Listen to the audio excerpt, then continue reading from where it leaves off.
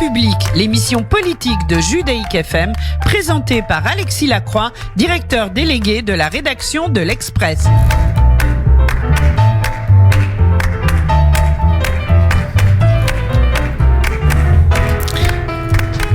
Jean-François Colosimo, bonjour. Bonjour Alexis Lacroix. On est vraiment ravis de vous accueillir à Judaïque FM dans l'émission politique. C'est une joie pour moi aussi. Vous signez un livre qui, je rassure nos auditeurs, n'est pas un livre de politique. C'est vraiment un livre de philosophie politique, un livre d'histoire aussi qui s'intitule La religion française aux éditions du Cerf que vous présidez. Vous êtes le président des éditions du Cerf. Ce livre fait suite à un essai qui a eu beaucoup de retentissement qui s'appelait Aveuglement, également aux éditions du Cerf. Et vous avez au fond voulu restituer cette idée de la laïcité qui est une des singularités de la culture politique française dans le temps long, dans la diachronie. Mais quand même, je vais commencer par une question, on va dire, extrêmement contextuelle. Alors même que les différentes familles politiques s'interrogent et parfois se fracturent sur la définition de la laïcité, est-ce que vous avez voulu dire à tout ce beau monde, attendez les amis, vous en faites un peu trop sur la laïcité, vous l'hypostasiez? Absolument. Je pense que la laïcité est devenue un mot valise, comme un peu avant nation, comme un peu avant république. C'est le signe d'un grand trouble. D'où cet essai aussi pour réparer une forme d'amnésie historique, voir le temps long, voir les invariances, voir les constructions. Parce qu'aujourd'hui, cette laïcité, vous voyez, on l'a dit, ouverte, fermée, intransigeante, tolérante, positive, je ne sais plus trop quoi. On a cesse de l'adjectiver, de lui coller des épithètes, parce qu'on ne sait plus ce qu'elle est. Alors justement, vous renvoyez en quelque sorte dos à dos, vous déclarez une sorte de 50-50, la balle au centre, entre les différents camps en présence. Je les résume pour nos auditeurs. Vous avez en gros le printemps républicain autour de Laurent Bouvet, d'Amin El-Khatmi qui propose une définition, on va dire, pure et dure de la laïcité, une laïcité qu'ils appellent non adjectivale, non adjectivée. Et puis vous avez en face, dans les différentes familles politiques, des gens qui sont plus relativistes quant à la définition de la laïcité et qui au fond s'accommodent comme des pans entiers de la gauche multiculturaliste d'une définition faible de la laïcité comme étant simplement un dispositif de coexistence des différents cultes. À votre avis, qui a raison ? Alors écoutez, moi je crois je tiens à ramener tous ces camps un peu, parce que ça fait beaucoup de brouhaha, ça fait beaucoup de débats, où en fait on ne connaît plus la signification des mots. La santé d'une démocratie, de toute façon, c'est ce brouhaha, justement, c'est le choc des opinions adverses. Cette question, je crois pas. Je crois que là on est en déficit de compréhension historique et que en fait on pose mal les questions.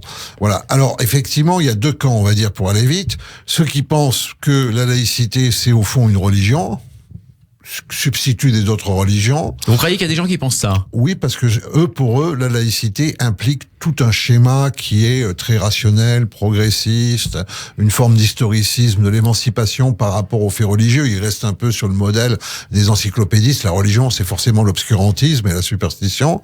Et puis, il y a ceux qui pensent que la laïcité, c'est une arme contre la religion, n'est-ce pas ? Ça sont les deux camps extrêmes. Ils n'ont pas beaucoup d'intérêt. Aujourd'hui, et contre, en fait, l'éthos religieux, n'est-ce pas ? Alors, on va aller très vite. La laïcité, ça veut dire une simple chose. En France, c'est l'État qui fait la loi, ce ne sont pas les religions. La laïcité, quand on dit qu'elle est neutre, c'est parce qu'elle a exercé une neutralisation sur les corps religieux, qu'elle les a obligés à vivre dans l'espace public de façon dépolitisée, démilitarisée, démilitantisée, parce que toute religion, de façon, est exclusive. Il ne faut pas se raconter d'histoire. Il faut arrêter avec les histoires sur les bénis oui-oui, etc. Toutes les religions ont une tendance à être exclusives parce qu'elles apportent une vérité qui englobe l'existence. Elles ont toutes aussi tendance à dominer leurs fidèles, parce qu'elles leur proposent un cadre de vie qui est intégral. D'où le besoin de ce que vous appelez, Jean-François Colosimo, dans la religion française, une sorte de casque bleu institutionnel, qui est devenu, au fil des années, dans la culture politique française républicaine moderne, la laïcité. Mais avant... Attendez, mais juste pour dire, excusez-moi Alexis Lacroix, c'est un espace, en fait, comme en fait on crée des espaces démilitarisés dans les zones de conflit, c'est un no man's land, c'est un lieu vide. Ne donnez pas de contenu à la laïcité, elle n'en a pas. Et d'ailleurs, pendant très longtemps, justement, aujourd'hui, on cherche à lui donner des adjectifs, mais tout ce qui existait, c'est l'adjectif laïque. Il y a des choses qui sont laïques, dont l'État, etc. Mais quand même. Il n'y a pas de laïcité qui serait une essence éternelle à contempler dans le ciel de Platon et qui aurait un contenu si ferme. C'est une pratique pour, encore une fois, assurer la coexistence de ceux qui, autrement, auraient tendance à s'exclure. Bien sûr, c'est pour éviter ce risque qui est en quelque sorte inhérent à la vie sociale, mais notamment à la vie sociale en France. Vous le montrez, archives historiques à l'appui, qui est le risque du retour de ce qu'on appelait les guerres de religion, c'est-à-dire en clair les guerres civiles. Et cette espèce de hantise de la guerre civile va structurer le politique Absolument. dans la France moderne. Mais quand même, j'entends tout ce que vous dites. Et votre livre est un plaidoyer justement pour éviter de donner un contenu trop substantiel à la laïcité. Mais quand même, sous la Troisième République, quand vous prenez les penseurs de la Troisième République, quand vous prenez leurs références, Condorcet, Rousseau, etc., il y avait cette idée que la laïcité était un instrument pour forcer le peuple à devenir libre, pour le forcer à s'émanciper. On peut pas retirer ça historiquement. Le mot, d'abord, n'existe pas à cette époque-là, puisqu'il apparaît en 1881. Oui, Deuxièmement, il apparaît justement à cette époque-là. Deuxièmement, il faut dire que l'un des plus grands techniciens politiques qu'on ait eu, c'était Robespierre. Robespierre pense pas qu'un peuple puisse aller sans religion. Il crée le culte de l'être suprême. Et il le fait très sérieusement. Mais Robespierre n'est pas un des maîtres penseurs de la Troisième République. Non, attendez, parce que vous parliez de Rousseau. Oui. C'est chez Rousseau qu'il prend cette idée qu'il faut une religion civile. Quant à la Troisième République, bon, écoutez, fort heureusement, on n'a pas atteint le délire qu'on a pu voir dans certains totalitarismes.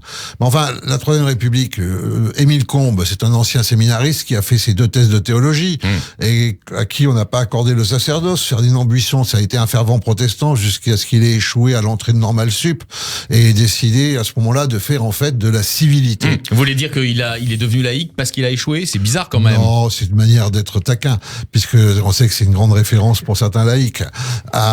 Et Ferdinand Buisson, ses plus belles pages sont sur la nécessité de la prière dans l'éducation.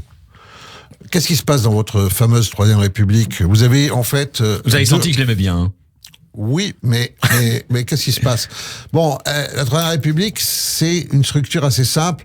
Il faut éviter tout pouvoir fort. Du coup, il faut malgré tout une religion civile. Du coup, on veut déchristianiser et les catholiques vont subir ce que les protestants avant eux, mais les juifs aussi lors de l'émancipation ont connu, c'est-à-dire une forme de violence aussi. Alors dans le cas des protestants, violence militaire, dans le cas des juifs, violence symbolique, être tiré de son monde traditionnel et être affecté le rôle de citoyen, on pourra en reparler tout à l'heure. Dans le cas des catholiques, ce sont les expulsions des congrégations. Bon, il faut voir ça structurellement. L'État veut éviter toute sédition. Maintenant, la Troisième République, qu'est-ce qu'elle fait? Elle va pas chercher loin, la pauvre. Elle est bien obligée de donner une religion civile. Bon, elle copie, elle fait un catéchisme républicain, c'est pas moi qui l'invente. Elle fait un baptême républicain, ça existe encore dans les mairies à disposition. Elle fait un mariage républicain, des funérailles républicaines. Elle crée un temple, le Panthéon, pour les hommes illustres, pas encore pour les femmes. Votre Troisième République, elle va avoir du mal à admettre les femmes. Que vous l'aimez tant. Cette fraternité, et ensuite... N'essayez pas de me déstabiliser. Non, et ensuite, le jour où l'Église catholique canonise enfin Jeanne d'Arc, c'est en 1924, parce que la France a gagné la Première Guerre mondiale, eh bien la République, elle fait transférer le cœur embaumé de Gambetta au Panthéon.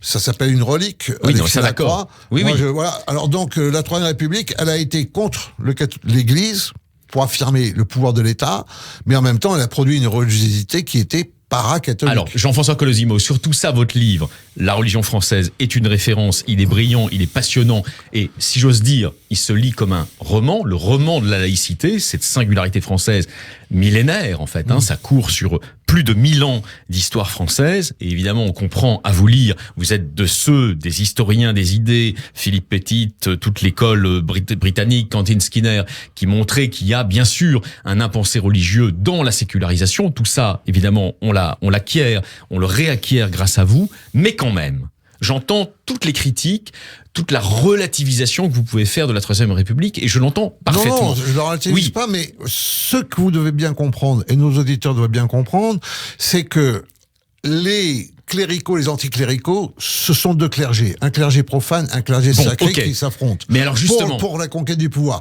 Mais dans le même temps, ils partagent la même morale. C'est-à-dire que les uns pensent qu'elle vient de la révélation, les autres pensent qu'elle vient de la raison. Mais pour ce qui est de la morale citoyenne, pour ce qui est des mœurs, pour ce qui est du comportement du citoyen, il n'y a pas beaucoup de différence entre le ministre de l'Instruction publique à l'époque et l'archevêque de Paris ou le grand rabbin. Tout le monde est sur un socle moral à peu près le même. Ce n'est pas le cas aujourd'hui. Ce n'est pas le cas aujourd'hui. Alors justement, la philosophe Elisabeth Badinter, elle est connue de beaucoup de nos auditeurs pour ce combat. J'allais dire, c'est un des invariants de son engagement depuis l'affaire du foulard de Creil en 1989. Oui. 30 ans après, elle dit, aujourd'hui, il y a une sorte de seconde société, c'est son expression, qui tente de s'imposer insidieusement au sein de notre société, au sein de notre collectif français. D'abord, est-ce que vous partagez son analyse et est-ce que vous pensez, comme elle, qu'on a raison, dans le camp républicain qu'elle incarne, de s'emparer de la laïcité, peut-être comme d'un fétiche, mais en tout cas pour repousser cette seconde société? Alors, écoutez, la laïcité, c'est un état de ce que j'appelle, moi, la religion française, qui est la distinction du spirituel et du temporel, et la manière dont, en fait, on accorde une certaine transcendance à l'État pour justement dépasser les affrontements confessionnels. Vous l'avez dit, c'est un grand exorcisme de la guerre civile. Voilà. Alors, donc, il faut faire attention à ne pas manipuler la laïcité pour promouvoir la guerre civile, parce que c'est exactement le contraire. Mais ça serait qui, ça? Ça, ce sont ce qu'on peut appeler les ultra-laïcistes qui ne connaissent pas l'histoire. C'est par exemple Marine Le Pen quand elle dit « je veux interdire l'ensemble des signes religieux dans l'espace public ». Non, mais là, vous voyez, alors, ok. Laissons Elisabeth Badinter une seconde de côté parce que c'est une philosophe et elle est dans ses raisonnements philosophiques. Le paysage religieux, il a complètement changé en France à partir des années 1960. Les confessions historiques, d'abord. C'est clair. Les catholiques, il y a eu Vatican II, puis le mouvement charismatique. Les protestants ont vu arriver des formes de protestantisme comme le pentecôtisme, fondé sur l'émotion, qui ressemblait pas trop au monde luthérien et encore moins au monde calviniste.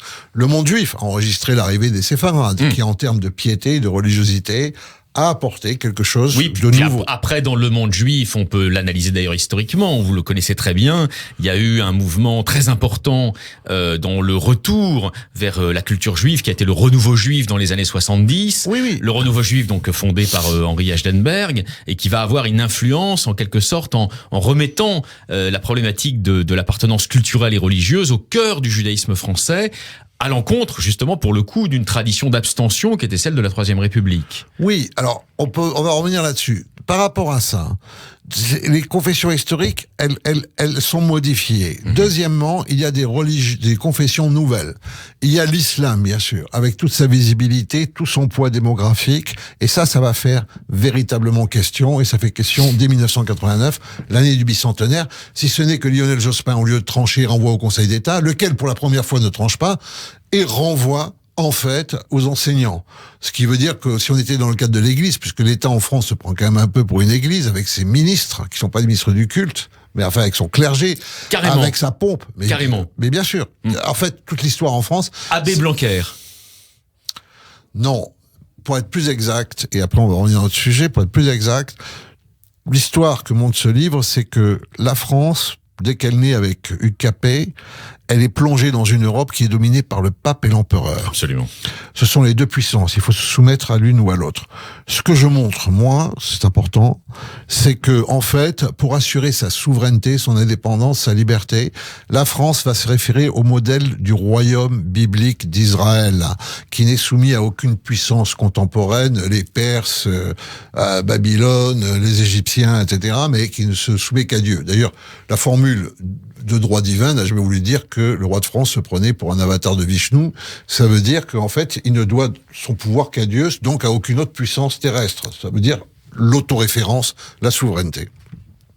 Dans ce cadre-là, qu'est-ce que va faire la France? Elle va assimiler les attributs de la papauté, puisque c'est le pouvoir suprême. Donc, autoréférence, ça s'appelle la souveraineté. Elle va adopter aussi un droit canon particulier. C'est le droit administratif en France qui aboutit au Conseil d'État. Vous savez, tout ce qui rend dingue le monde anglo-saxon, qui pense qu'il n'y a qu'une seule justice. Non, en France, l'État a son propre droit, qui est à part, comme l'Église a son propre droit. Le droit canon dans l'Église est assimilé au salut collectif. Là aussi, on est dans un modèle très biblique. Donc la décision politique l'emporte sur la convention légale. Ça, c'est un truc français. Le politique précède le droit. C'est comme ça. Non. Pourquoi? Ben c'est pareil. Regardez dans la Bible les rois, les prophètes, les juges, tout le débat qu'il y a, qui est très intéressant.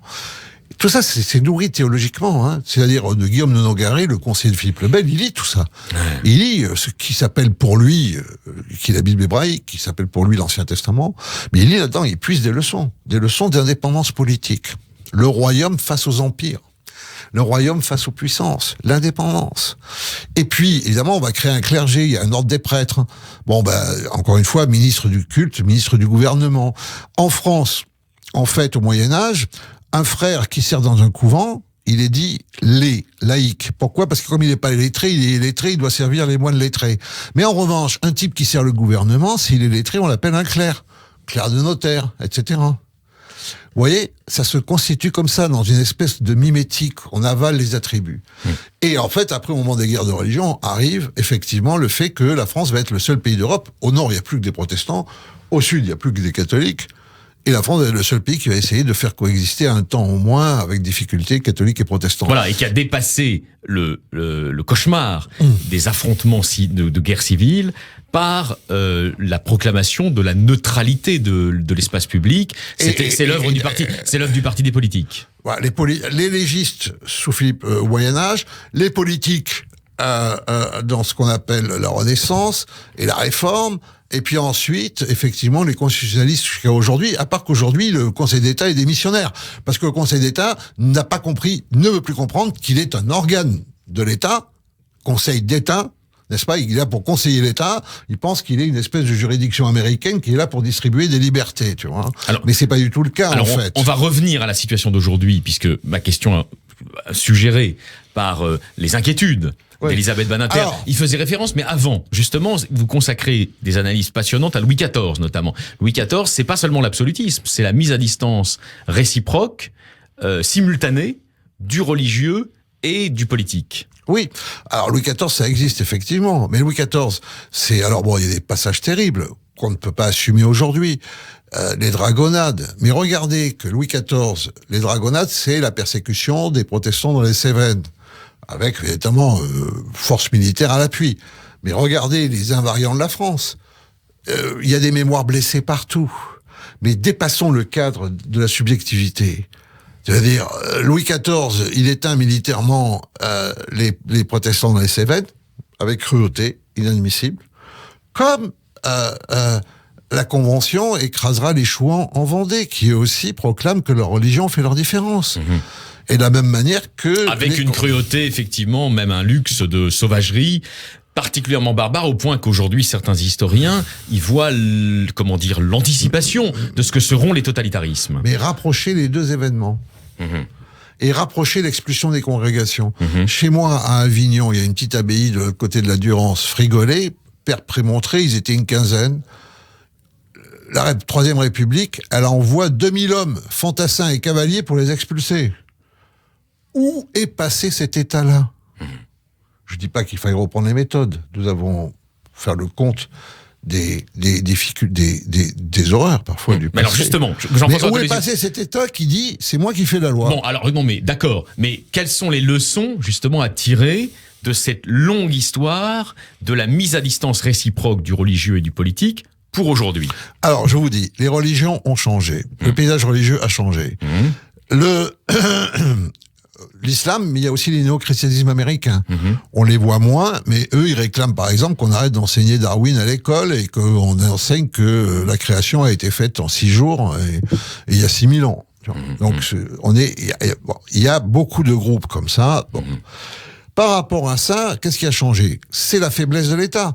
Parce qu'en 1905, la loi de 1905, c'est la loi qui fonde le droit à ne pas croire comme à croire. Et à croire dans les limites, effectivement, du respect de l'ordre public.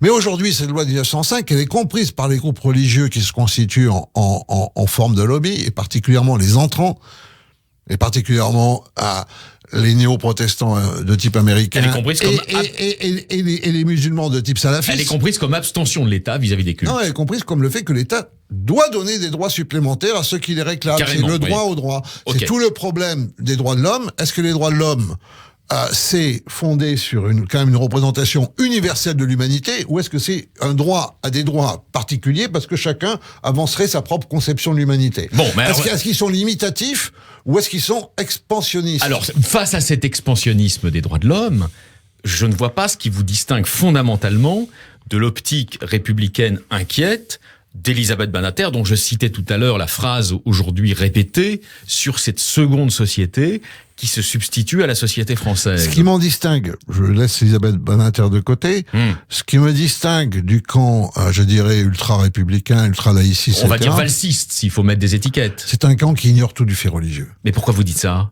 Parce que je le sais. Parce qu'ils ne savent pas faire de différence.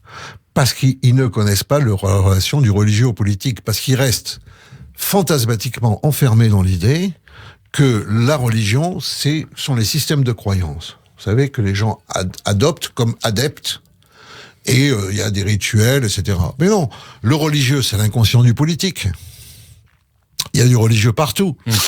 Donc, le problème, c'est pas d'isoler les gens qui disent croire et de leur opposer les gens qui ne croient pas. Mais alors, c'est quoi la solution? C'est dans la matrice. Par exemple, ils sont régulièrement piégés, ces gens-là, par des débats qui, pour moi, n'en sont pas. Parce qu'ils n'arrivent pas, justement, à voir ce que le religieux a toujours de politique et inversement. J'ai compris. Par exemple, on leur dit, alors ils disent, on ne veut pas du voile. On leur dit, on est sur Radio Judaïque FM. Est-ce que vous voulez de la kippa dans ce cas-là? Après, ils sont obligés de dire, mais non, nous, on est prêt à supprimer tout signe religieux dans l'espace public. Mais enfin, c'est crétin. Pourquoi? Pourquoi? Parce que ce camp-là ne propose pas cette suppression, cette abolition. Pour l'instant, elle n'a été proposée que par le Rassemblement national. Oui, non, mais je veux dire, bien sûr, mais je veux dire, inconsciemment, tout de même, ils tendent à ça. Moi, je vous dis simplement qu'il y a usage religieux et usage religieux. Oui. Que l'État n'a pas être théologien, ça c'est la laïcité, mais en attendant, je veux dire, ne pas connaître de culte, ne pas reconnaître de culte, ça ne veut pas dire non plus ne pas connaître les différences entre les cultes. Alors j'aimerais, sur la base de la religion française, qui est un livre encore une fois passionnant, mais qu'on fasse un peu de commentaires politiques. Vous allez comprendre le biais d'ailleurs auquel je vous invite. Vous êtes suffisamment lecteur de Pierre Legendre ou d'Ernst Kantorowicz pour savoir qu'il y a une sorte de relation spéculaire entre le religieux et le politique. Tout votre livre, d'ailleurs, y insiste pour lire l'actualité. Est-ce que vous pensez, ça n'est pas sans lien avec ce que vous venez de dire, est-ce que vous pensez que la charge d'animosité dont le président de la République est aujourd'hui la victime, après d'autres, après Sarkozy, est lié justement à cette espèce de réciprocité du religieux et du politique? Est-ce qu'au fond, son corps vivant n'est pas la victime de griefs portés au corps immortel? Non, alors d'abord, c'est évident que dans ce qu'on appelle de manière historique la pontificalisation du pouvoir exécutif en France... Les deux corps du roi, c'est la thèse des deux corps du roi. Moi, je suis contre la thèse des deux corps du roi. Vous allez nous expliquer pourquoi. Je pense que quand Kantorowicz raconte n'importe quoi là-dessus... C'est le fameux médiéviste allemand. Oui, mais il n'est pas français, il comprend rien, c'est totalement faux. Le corps du roi, il est sans arrêt exposé dans sa misère en France. Le corps du roi, il est exposé dans sa finitude. On assiste à la toilette du roi, on assiste aux opérations du roi, on assiste à la mise à l'accouchement des reines. Le corps du roi est sans arrêt exposé. C'est le corps du roi chasseur, c'est le roi du corps du roi guerrier, etc. Non, personne. C'est un truc allemand, ça. C'est un truc germain. Excusez-moi, j'allais dire autre chose même. C'est un truc un peu bizarroïde de penser que les Français ont été assez stupides pendant des siècles pour penser que leur roi avait deux corps et que, etc. Non, c'est l'État. Mais l'État, c'est pas le roi. L'État, ce sont les légistes qui fondent la politique et qui la fondent. C'est-à-dire, c'est une idée, encore une fois, qui revient, qui est biblique, c'est que la décision pour le salut collectif l'emporte sur toute autre considération. Et ça, dès le Moyen-Âge, ça s'appelle une res publica, une chose commune. Et le roi n'en est que le dépositaire. Moi, je crois que ça, c'est faux. En revanche, pour ce qui est d'Emmanuel Macron, voyez, en tout cas, sur cette question-là, pour en rester à notre question. Vous êtes d'accord que... Non, mais il est formidable. Non, mais quel que soit ce qu'on pense de lui, Jean-François Colosimo, il y a une force tellurique de l'antimacronisme qui dépasse largement la rationalité de griefs politiques qu'on pourrait avoir contre lui. Oui, enfin, il faudrait être sûr non plus qu'il ne les excite pas parfois par des maladresses dues à la jeunesse. Mais moi, je ne vois pas ça. Moi, ce que je vois, c'est qu'il est tout à fait capable d'être un président intelligent et cultivé, qui est capable de se rendre chez les juifs, chez les catholiques, chez les protestants, et à chaque fois d'avoir des ovations, parce qu'à chaque fois, il fait l'ABC du judaïsme, l'ABC du protestantisme, l'ABC du catholicisme avec un talent fou. Super prof de philo? D'abord. Oui, non, de religion même, il sait parler, mais en fait le problème c'est qu'ensuite quand on met les discours les uns à côté des autres, ça fait pas vraiment une théorie, vous voyez, parce que parler le Benoît XVI à parler le Benoît XVI aux catholiques et parler le Lévinas aux juifs. Vous allez être cruel, là. Le résultat n'est pas toujours très cohérent non plus en termes de discours public. Ensuite, on attend son discours sur la laïcité. Vous voyez, là, il y a cette fameuse affaire du voile là, qui revient à travers le problème, les accompagnements scolaires, enfin, etc. Bon, qu'est-ce qu'il est? Il est à La Réunion, il dit « je vais en parler bientôt ». Alors, le discours sur la laïcité, on l'attend depuis maintenant, on est à combien là du quinquennat? 3 ans bientôt. Et vous pensez qu'il est sur la réserve parce que, en fait, il pense comme le cardinal de Retz que dans ces affaires-là qui sont un peu complexes et délicates, il vaut mieux rester dans l'ambiguïté? Vous voulez vraiment savoir mon sentiment là-dessus? Ouais. Je pense qu'il était parti dans une attitude assez communautariste, principalement à l'égard de l'islam. Ah, vous êtes sûr de ça? Je vous ai dit, vous voulez mon sentiment. Et qu'est-ce qui vous l'indique? Les entourages qu'il avait au départ. Alors en même temps, quand on met Monsieur Benatar au Conseil des villes... Oui, enfin c'était un lampiste, il n'est pas resté longtemps. C'est peut-être pas un lampiste, mais en tout cas c'était quand même un milieu comme ça, très jeune, etc. Mais moi je suis pas contre. Je dis, le communautarisme peut être possible dans des pays qui ont été construits sur le communautarisme, mais c'est pas la France. Tu vois, le logiciel français, c'est pas ça. Et le logiciel français, c'est pas ça. Je vais même expliquer pourquoi, pour qu'on comprenne pas mal. Donc, on attend toujours de savoir ce qu'il pense, quoi. Et moi, je pense qu'il a fini par réaliser que ça allait être une sacrée difficulté et qu'il allait y perdre de son image et que pour l'instant, il est encore trop inquiet de son image, parce qu'il va y perdre s'il rentre dans le vrai débat, et il faudra qu'il arbitre réellement, et arbitrer, c'est juger, c'est pas sous-peser, contrairement à ce qu'on pense. Maintenant, alors Jean-François Collet-Dumont, vous êtes passionnant. Qu'est-ce qui s'est passé dans cette histoire de laïcité? Oui. L'État a contraint. Il y a même eu une contrainte, encore une fois. Mais regardez, parce qu'on est sur Radio Judaïque, j'en parle dans mon livre, c'est la fantastique aventure qui s'est passée. Il y a eu une contrainte d'exercer par la constituante, puis par la Convention, puis par Napoléon Ier sur les Juifs. Ça n'a pas été une histoire simple. Il y a vraiment eu une pression énorme pour ce qu'on a appelé l'émancipation. Mais alors justement, il en est sorti quoi? Il en est sorti le franco-judaïsme, une floraison théologique, pastorale, intellectuelle, extraordinaire. Sans précédent. Extraordinaire. Sans précédent. Extraordinaire. Oui. Et comment ils ont fait à nos compatriotes? Ils pouvaient se dissocier, en quelque sorte. Ils pouvaient se dire, cette émancipation, elle nous oblige à choisir entre être complètement français ou à rester complètement juif. Ils ont adhéré. Non, ils ont dit, plus on va être français, plus on sera juif, parce qu'on prend en main aussi notre identité.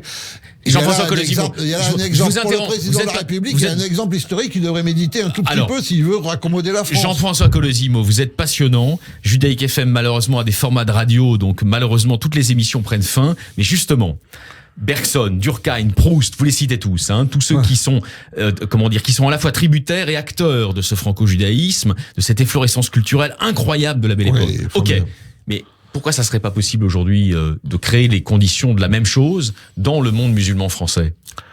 Il faudrait l'espérer, mais pour commencer à l'espérer, il faudrait le vouloir. Or, pour le vouloir, il faudrait arriver à ce qu'on souhaite, une forme de neutralité par rapport à l'espace public, par rapport à la politique, de neutralité et de réformité de l'islam de France. Il faut le souhaiter. Je le souhaite ardemment.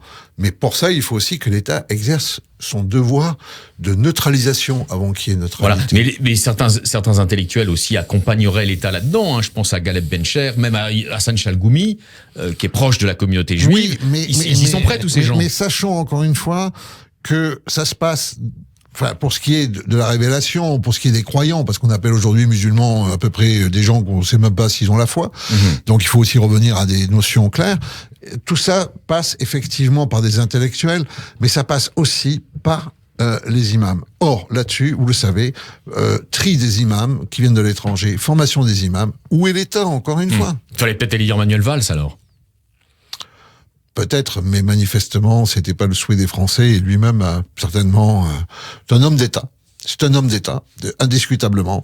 Un homme d'État ne fait pas toujours non plus un gagnant politique, parce que il y a une rigueur dans l'homme d'État qui parfois l'empêche à se laisser aller à des fantaisies qui vous valent de beaux sondages. Valls est sérieux sur la laïcité. Merci beaucoup Jean-François Colésimo pour cette note finale clémenciste. La religion française aux éditions du Cerf, c'est un essai passionnant que devraient lire d'ailleurs tous les républicains sincères. Ils comprendraient l'histoire de cette notion à laquelle ils sont attachés aujourd'hui. Et je rappelle aussi Aveuglement, c'est votre précédent livre, il est reparu dans la collection de poche des éditions du Cerf que vous présidez. Merci à vous. Merci à vous Alexis Lacroix et merci à Judaïque FM. Affaires publiques, l'émission politique de Judaïque FM, présentée par Alexis Lacroix, directeur délégué de la rédaction de l'Express.